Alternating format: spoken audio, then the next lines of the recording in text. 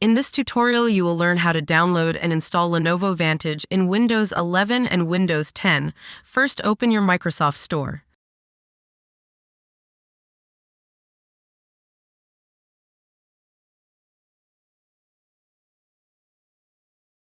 Search for Lenovo Vantage.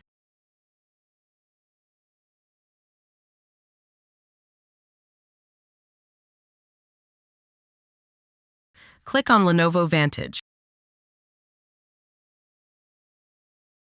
Press Get. Wait for Lenovo Vantage to be downloaded and installed.